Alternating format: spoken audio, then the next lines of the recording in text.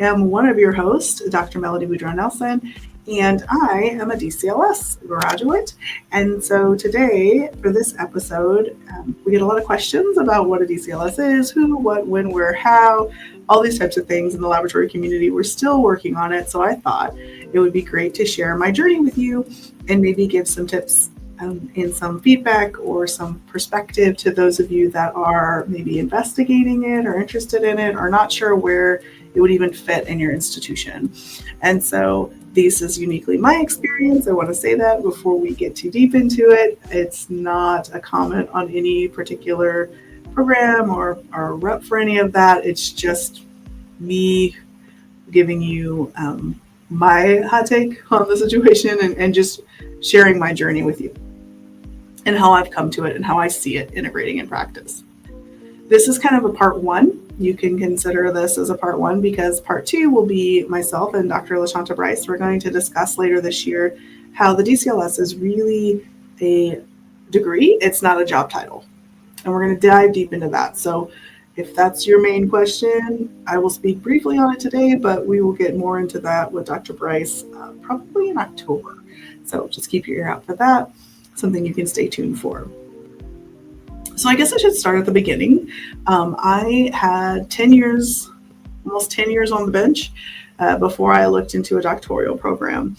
I spent most of that time as a generalist. Chemistry probably was my deepest love, where I was most successful. I was originally a biochem major, so my degree is actually in chemistry. Medical technology is what it was used to called. I graduated the year that everybody changed to MLS nomenclature, and then I took the board and worked in various hospital settings, trauma centers, etc.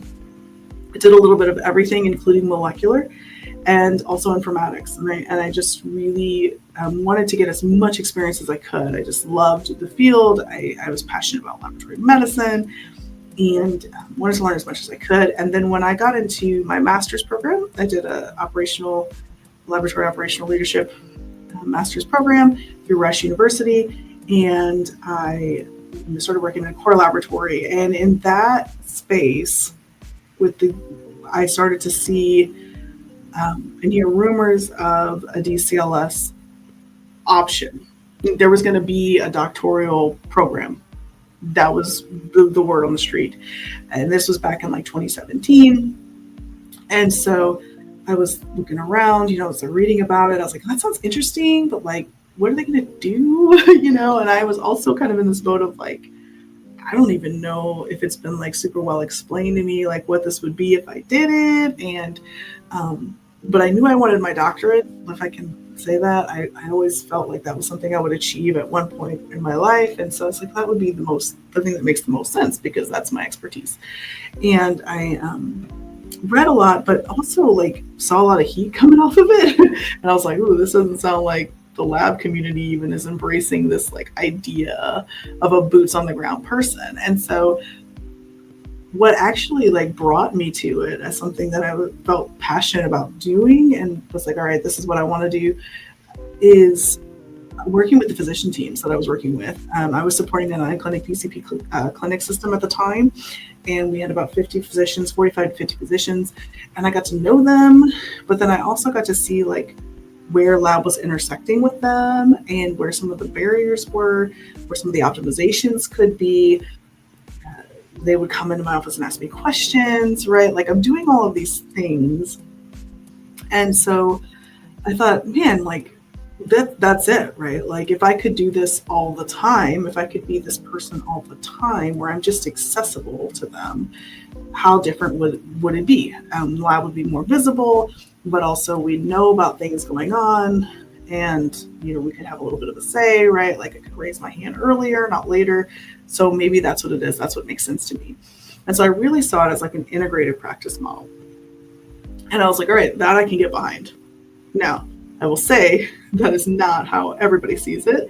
And that's also not how all of the programs necessarily are set up.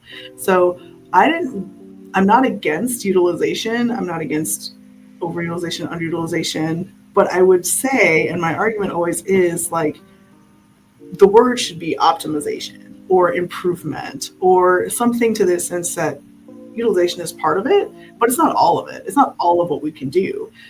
with this type of education. And so I've always taken it more of like a quality improvement, integrated practice model approach, collaborative. And that's how I stepped into residency. I'm like, this is what I'm going to do. And so for those of you who don't know, for a DCLS, you have to be an MLS for a couple of years, at least 2. Most people in the program have more than that. I think I can speak generally and say that. And then you have to have, all of this experience documented, and you put in your application for the program. And then you do classes for 3 years. You do didactic for 2 to 3 years, depending on if you're doing a full-time track or a part-time track. Obviously, you have up to 7 years to finish a grad program, just like any other grad program.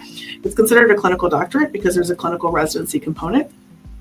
So the last year, and this varies depending on what program you go to. Some programs break the residency year up, others do a full year. So you just kind of have to pick what works for you. I did a full year option. And so I spent a full year in residency, and that's a full-time commitment. And then you have to do a capstone or a project, some kind of integrated practice project. And that suited more me, right? Turned into, obviously, for some institutions, they will require you to be boarded. Chemistry board made the most sense for me, and so I took that board. There are a lot of questions around well, there's not a lot of boards that I can take. Well, that's actually not true anymore. As a DCLS, you can take the NRCC if you're a chemist. I recommend that one. If you're not a chemist and you're like hematology or micro, there's the ABB. It now allows you to take it. You take 2 tests for that one. You take a Gen Lab Director one, and then you'll take your section. That's a high complexity lab directorship, as well as the NRCC. And so there are some state rules, like California is different and Florida is different. And even some state rules with like what you can and can't do as a boarded chemist, PhD versus MD, depending on where you are. And so I think it's just good to know those things. And also, I will stress, if you're interested in becoming a DCLS, you do need 2 years of supervisory experience before you can take your board. So there's a lot of people who think if they have the degree, like if they have a PhD or doctorate, clinical doctorate, they can take it. But that's not how it works. You actually have to make sure you have 2 years of supervisory experience, which for me, I already had being in the laboratory for as long as I was. So just make sure, you're aware of your track. Again, you don't have to be boarded to be a successful DCLS. There's lots of DCLS that are doing other things, but for my journey, I am boarded. I do think for me, in the institution that I'm in, that it makes the most sense to have my board, and also it does help just have that in your back pocket for later, right? If you ever need it, and for just progression in the academic world. So the other part of it that I will say for me that changed is as I've been doing the job and day in and day out of just overseeing sections and working with physicians to help problem solve, is that I became more aware of the patient side of it. I get to learn more about care models and value-based healthcare and things that laboratory medicine's just not exposed to be quite frank. So where I found value for me personally, and where I think there's value for laboratories in general by embracing kind of a forward, visible role in healthcare in a partnership collaborative space, is that we learn more about things that we're just not taught. And then in turn, they learn about things that they're not taught, right? But for the most part, for me as a learning exercise, I have learned so much about patient outcomes and what health systems value and how do we word that, and where can we start value tracing, lab integration, and can we actually participate in some of these larger initiatives like age-friendly health system and things of that nature, and oh yeah, labs are actually involved in that. Proms and Prims have laboratory aspects to them that maybe aren't specifically called out, but could we help with that? Could we help bring visibility to the laboratory's role in that, and just become more of a vocal integrative partner? And that's really become my passion and my job. So I do think that my role is different. I do the traditional directorship, high complexity type thing. But I also spend a good part of my time just working with collaborative partners across the health system and thinking about projects that we could take whether that be on the research side, academic research side, or on the just clinical side, that we could go and see interventions that utilize laboratory services and look at the outcomes and see if we've made them better. I enjoy that. That said, that's me. That's what I do. So if anybody's ever asking, like, oh, what are DCLS doing? You can point them to this. This is one thing that I'm doing. On the other side, though, I do think it's worth to note there are plenty of people who need like internal help in the laboratory in terms of like, how do we even get started being visible? And I do think like DCLSs could help with that. Give them a point person. I mean, to be fair, it's so hard to do that and do your job if you're on the admin side. Like I was on the admin side for a long time, and I used to have a doc who just like opened the door, and my office had like a back door, and it was behind me, which drove me nuts. But anyway, like he just opened the door and like come in and be like, I need you to look at this, and that used to just be like, oh my gosh, like what's going on? We're so used to being in our little bubble and like people not being able to access it that way. And so it was good prep for like where I am now. But all that to say, I sympathize and I empathize with laboratories who are just like, I don't even know where to start. I don't know anything about value-based medicine. Like, I know we need to be more visible. I feel like we're left behind and no one talks about us. And what I encourage them in is just simply saying like, you've got to be your own advocate. And a DCLS could help you with that. But also like it starts just on the bench. Like you have to have a passion for like what you do and getting out there and saying like, we matter. And this is why we matter. And these are the things that we're doing. Because we know like the hospital couldn't run without a laboratory. We couldn't, it can't. There's things that we're doing that just can't be done without diagnostic work. But because we're not forward facing and we're not like, hey, like where can I partner and where can I collaborate and those types of things, we often like people make decisions without us. And so I feel like the lab community as a whole is really in this weird like quandary state of like, we've got to adjust or we're going to be phased out one way or the other. And that's part of my passion for like SUPERSTAT and like what we're doing in lab cares and all of those types of things. But I encourage people, like, if you're going to look at a DCLS job, like if this is something you want to do, maybe like you've really got to think about like, where do I fit in the healthcare ecosystem? And for me, like I found where I fit. Like I found like quality improvement and integrative practice, like and section directorship is where I fit as a DCLS. Like that's where I fit. But it's going to look different for every person. And so if I had to give you tips before you enter in a graduate program, one, make sure you really want to do it. Make sure you really, really want to do it.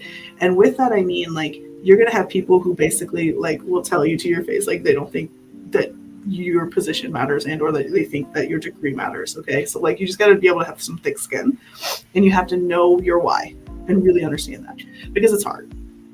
And two, secondly, I would say kind of start thinking about like, do I want to be boarded or not? Like that's an important decision to make because that does determine like the type of places you could get hired at. You could do industry, or you could do academic medical center, you could do community hospital, like all these things are very different. And you need to really understand like what path do I kind of want for myself? And you might not have the answer, but if you don't have supervisory experience, you definitely have the answer. Again, 2 years before you go take a board. And then thirdly, like I would encourage you to start building relationships and shadowing as much as you possibly can. And asking yourself the question, like, where does laboratory intersect XYZ care model? Whatever it is. Where do we intersect? And having that position of like humble inquiry and just really trying to understand like where we fit in the healthcare ecosystem is so important to being able to make change later on. Because a lot of times, if we're uninformed, we think our solution is great, but it's actually problematic for a ton of different reasons. Even the wording choice that we use, like I've uncovered, like that's a problem when I'm talking to certain teams because we're not talking the same language. We think we are, but we're not. And so it's just good to remember that like we get thick skin in the laboratory and we kind of have a chip on our shoulder sometimes because we're often left out. But if you're going to take on this type of profession, you're gonna have to just be a humble inquiry, like letting it just learning. You're going to have to go back to that situation of learning something completely new and letting them teach you, right? And understanding that you don't know everything, right? And so it can be difficult. Like, you got to prepare yourself for that moment. So I'd encourage that. And then lastly, I guess I would just say that for people who say, we don't need DCLS, or DCLS are just trying to take like AP jobs or CP jobs or like PhD jobs or all those types of things, change is hard. I do think that we need to be self-reflective, and I encourage those individuals to think about, like, how often are you outside of your office talking to other people and really moving the laboratory forward in a value-based manner or in a integrative practice manner. And some people are probably doing that really well, and some people probably aren't. And you don't need a DCLS to do it, but it does help to have dedicated personnel who are educated and are passionate about spending time outside of the lab. And then within that too, like, not everyone wants to be boarded. Not everybody wants to do that. And so this idea that we're somehow like infiltrating space, that everyone is going to do that, is not, I would say, is not accurate. And then another aspect of that is, I think we also need to be really reflective about AP-CP training and the fact that most pathologists are going on an AP track, and that's where the money is. And there are some people who really love CP, but we are massively understaffed on the CP side.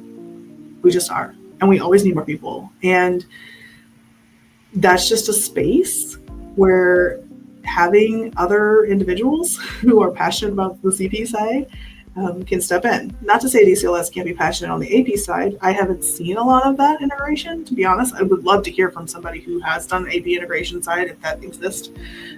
If you're DCLS doing that, please reach out. But all that to say, I think as a whole, the lab does need DCLS. We need visible partners. We're at a place now that if we don't start using our voice and start getting out there, we are going to, unfortunately, I think, just come out, just in a box for the rest of our time. And I think we're at a pivot point and an inflection point, and I hope that I'm an agent for change.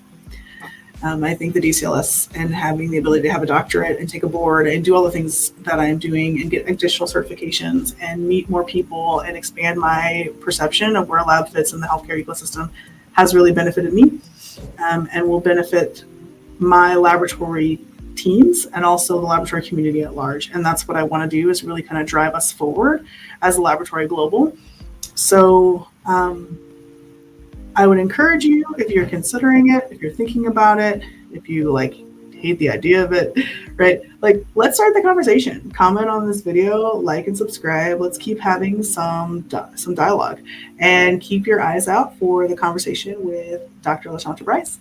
And that will be coming up, and we will be talking more about the types of roles DCLSs have across the US.